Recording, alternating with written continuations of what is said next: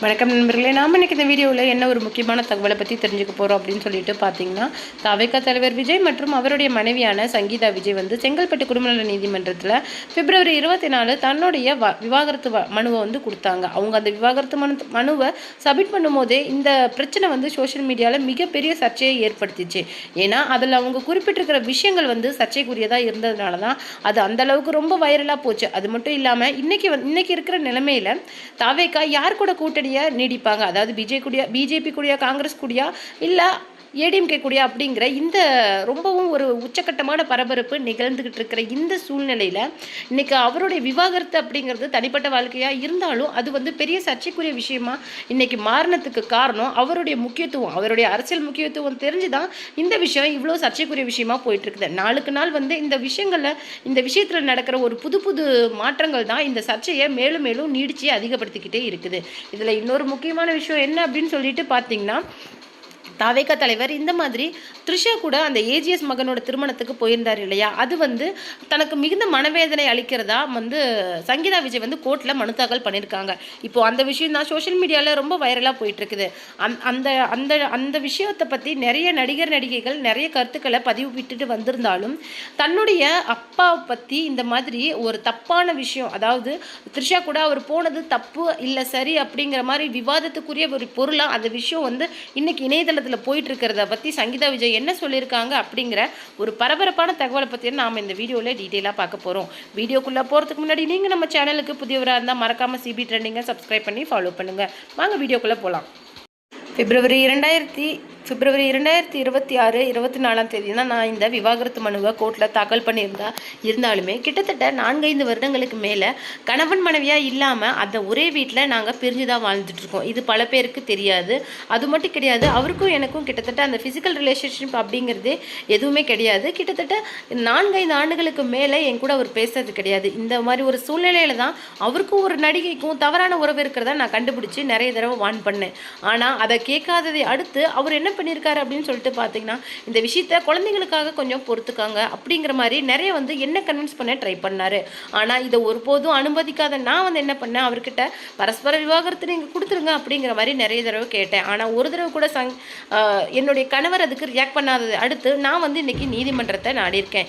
இந்த ஹியரிங் வந்து ஏப்ரல் 20ஆம் தேதி நடக்கவிருந்தாலும் அதுக்கப்புறமேலு இந்த விஷயங்கள் வந்து முடிகிற வரைக்குமே அவர் பொதுவெளியில் அந்த நடிகை கூட வரது எனக்கும் சரி என்னுடைய குழந்தைங்களுக்கும் சரி மிகுந்த மனவேதனையை அளிக்கிறது அப்படிங்கிறது சொல்லியிருக்காங்க. அது மட்டும் இல்லாமல் அவங்க வந்து இதுக்கு நான் கண்டிப்பாக சட்ட நடவடிக்கை எடுக்க முடியும். என்னுடைய விவாகரத்து முடியறதுக்கு முன்னாடியே இப்படி பொதுவெளியில் ஒரு 3வது நபர் கூட அவங்க இப்படி வலம் வரதை பார்க்கும்போது எனக்கு மட்டும் இல்லை என்னுடைய குழந்தைங்களுக்கு எவ்வளவு மனவேதனை அளிக்கும் அப்படிங்கிறத கொஞ்சம் யோசிச்சு பாருங்க. இதில் ஒரு முக்கியமான விஷயமே, என்னுடைய பசங்க இப்போ கெரியரோட முக்கியமான காலகட்டத்தில் இருக்காங்க. என் பொண்ணு இப்போ ஸ்டடீஸில் ரொம்ப கான்சன்ட்ரேட் பண்ணிட்டு இருக்காங்க. அது மட்டும் இல்லாமல் என்னுடைய பையன் வந்து அவருடைய வாழ்க்கையோட முக்கியமான பீரியட்ல இருக்காங்க. அதாவது அவருடைய முதல் படம் ரிலீஸ் ஆக போகுது. இந்த மாதிரி என்னுடைய குழந்தைங்க தன்னுடைய வாழ்க்கையில முன்னேற்றத்துக்கான முதலடியை எடுத்து வச்சிருக்கிற இந்த ஒரு அற்புதமான நேரத்தில் அவருடைய தந்தையை பற்றின தவறான தகவல்கள் அவங்க கேட்கும்போது அவங்க மனம் எந்த அளவுக்கு நோகும் அப்படிங்கிறத ஒரு தாயா என்னால் அது உணர முடியுது. அது ஏன் உங்களுக்கு புரியல அப்படிங்கிற மாதிரி சங்கீதா விஜய் கொஸ்டின் பண்ணியிருக்காங்க. அது மட்டும் கிடையாது, இந்த மாதிரி விஷயங்கள் வந்து என்னுடைய விவாகரத்துக்கு அப்புறமேல நடந்தால் அது வந்து மேபி எங்களை பாதிக்காமல் இருக்கலாம். ஆனால் இப்போ இருக்கிற, அதாவது விவாகரத்து அப்படிங்கிற ஒரு சர்ச்சைக்குரிய விஷயம் இப்போ போயிட்டுருக்கிற இந்த நிலைமையில் உங்களை பொது வழியில் பார்க்கும்போது என்னுடைய குழந்தைங்க எந்த அளவுக்கு வேதனைப்படுவாங்க அப்படிங்கிறத உங்களால் உணர முடியுதா? நம்மளுடைய கோர்ட் கேஸ் முடிகிற வரைக்குமாவது தயவுசெய்து நீங்கள் கொஞ்சம் அமைதியாக இருந்தால் நல்லாயிருக்கும் அப்படிங்கிற மாதிரியும் சங்கீதா விஜய் ரொம்ப கோபமாக பேசியிருக்காங்க. அது மட்டும் கிடையாது, கிட்டத்தட்ட 2-3 ஆண்டுகளாகவே நான் மிகுந்த மன உளைச்சலில் தான் இருந்துட்டு வந்திருக்கிறேன். இதுக்காக நான் பண்ணுற ஒரே வழி என்னென்னா பிரார்த்தனை மட்டும்தான். என்னால் அது மட்டும்தான் பண்ண முடியும். ஆனால் அப்பேற்பட்ட ஒரு இக்கட்டான சூழ்நிலையில் கூட என்னுடைய குழந்தைகள் கிட்ட நான் எரிச்சலையோ கோவத்தையோ நான் ஒரு நாளும் காட்டினது கிடையாது. சின்ன வயசுலேருந்து நான் அவங்கள எப்படி வளர்த்தணும் அதே மாதிரி தான் இப்போவும் நான் அவங்கள வளர்த்துக்கிட்டு வரேன். அந்த நிலையில் பார்க்கும்போது அவங்கள வந்து நான் ஒருபோதும் தனியாகவோ இல்லை கஷ்டப்படுற மாதிரி சூழ்நிலையிலையோ நான் விட்டதில்லை. அவங்களுக்கு ஒரு பேரியராக தான் நான் எப்போவுமே நின்றுருக்கிறேன். ஆனால் இப்போ வந்து எல்லாமே என்னுடைய கையை விட்டு போன மாதிரி இருக்குது. சொந்த அப்பாவே அவரை பற்றி வர தப்பான விஷயங்கள் அந்த குழந்தைகள் கேட்கும்போது அது எந்த அளவுக்கு அவங்களுக்கு மனவேதனை ஏற்படுத்தும் அப்படிங்கிற ஒரு விஷயத்தை ஏன் உங்களால் புரிஞ்சுக்க முடியல? ஆஸ் அ பேரண்ட்டாக ஆஸ் அ ஹஸ்பண்டாக நீங்கள் நடந்துக்கலைன்னா கூட ஆஸ் அ ஃபாதராக நீங்கள் ஏன் இந்த விஷயத்த கொஞ்சம் புரிஞ்சுக்க கூடாது அப்படிங்கிற மாதிரி ரொம்பவும் எமோஷ்னலாக சங்கீதா விஜய் அந்த விஷயத்த பேசியிருக்காங்க. ஆல்ரெடி இதை பற்றி நிறைய நடிகர்கள் பேசியிருக்காங்க. அவங்களுடைய ப்ரைவேட் விஷயத்தில் நம்ம தலையிடுறது சரியாக இருக்காது, அது மட்டும் இல்லாமல் இது ரொம்ப அநாகரிகமான செயல் அப்படிங்கிற மாதிரி சொல்லியிருக்காங்க. இப்போ ரீசெண்டாக வந்து ராஜலக்ஷ்மி கூட அதாவது சூப்பர் சிங்கர் ராஜலக்ஷ்மி சொன்ன விஷயம் கூட என்ன அப்படின்னு சொல்லிட்டு பார்த்தீங்கன்னா, யாராவது அவங்களுடைய பசங்களை பற்றி நீங்கள் நினச்சி பார்த்தீங்களா? நீங்கள் என்ன தான் அவர் ஒரு நடிகர் அப்படிங்கிறதுனால அவருடைய ப்ரைவேட் லைஃப்பை பற்றி நீங்கள் பேசலாம், ஆனால் அது எந்த அளவுக்கு அவங்களுடைய குழந்தைங்களோட லைஃப்பை பாதிக்கும் அப்படிங்கிறத நீங்கள் ஏன் புரிஞ்சுக்க மாட்டேங்கிறீங்க? அவர் விவாகரத்து பண்றாரு பண்ணல அப்படிங்கிறது அவருடைய முற்றிலும் தனிப்பட்ட விஷயம். ஆனா அதுல நடிகர் அப்படிங்கிற அதாவது அவர் நடிகரோட ஃபேன்ஸ் அப்படிங்கிற ஒரே காரணத்துக்காக அவருடைய பர்சனல் விஷயத்துல நம்மளுடைய மூக்க நுழைக்கிறது அப்படிங்கிறது ரொம்பவும் ஒரு வெறுக்கத்தக்க செயலா நான் பார்க்குறேன். இது வந்து அதாவது விவாகரத்து அப்படிங்கிற ஒரு கடினமான விஷயத்த கணவன் மனைவியா ஏத்துக்கிறது அப்படிங்கிறதே ரொம்பவும் ஒரு கடினமான விஷயம். இந்த நேரத்துல அவர் வந்து எப்பேற்பட்ட ஒரு இக்கட்டான ஒரு மன நிலைமையில இருப்பாரு அப்படிங்கிறத உங்களால் ஏன் புரிஞ்சுக்க முடியல? அதாவது ஒரு படிப்பறிவு இல்லாதவனை கூட ஈஸியாக திருத்திடலாம், ஆனால் எல்லாம் தெரிஞ்ச முட்டாள்களை திருத்துறது ரொம்ப கஷ்டம் அப்படிங்கிற மாதிரி ராஜலட்சுமி ரொம்ப கோவப்பட்டு பேசியிருக்காங்க. அதாவது எங்களுடைய பெர்ஃபார்மன்ஸை கிட்டத்தட்ட ஒரு 10 நிமிஷம் அமைதியாக பார்த்த அவரே எங்களை பற்றி கிட்டத்தட்ட 2 நிமிஷம் வந்து பேசினார். அவ்வளோ பெரிய மனுஷரே எங்களை பற்றி அவ்வளோ பெருமையாக பேசும்போது எங்களுக்கு ரொம்ப ஆச்சரியமாக இருந்தது.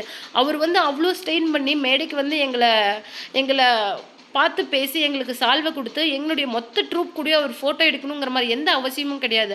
அவ்வளோ மென்மையான ஒரு அற்புதமான மனிதர் தான் விஜய். ஆனால் அப்பேற்பட்டவரை இப்படி விமர்சனம் செய்கிறதுக்கு உங்களுக்கு எப்படி மனசு வருது அப்படிங்கிற மாதிரி கேட்டிருக்காங்க. அது மட்டும் கிடையாது, அவருடைய குழந்தைகளும் சரி மனைவியும் சரி இந்த மாதிரி நேரத்தில் அவங்களுடைய மனநிலை எவ்வளவு மோசமாக இருக்கும் அப்படிங்கிறத யாராவது கொஞ்சம் யோசிச்சு பார்த்தீங்களா? சங்கீதா விஜய் சொன்ன மாதிரி இந்த மனுவியை நான் ரொம்பவும் கஷ்டமான ஒரு விஷயம், அதாவது இதய கனத்தோடு தான் நான் இந்த மனுவியை கொடுக்குறேன் அப்படின்னு சொல்லிட்டு அவங்க முதல்ல சொல்லியிருந்தாங்க. அப்பேற்பட்ட சூழ்நிலையில் அவங்களுடைய பசங்களோட மனநிலைமை எப்படி இருக்கும் அப்படிங்கிறத யாராவது கொஞ்சம் யோசிச்சு பார்த்தீங்களா அப்படிங்கிற மாதிரி ரொம்பவும் கோவமாக ராஜலட்சுமி கேட்டிருந்தாங்க.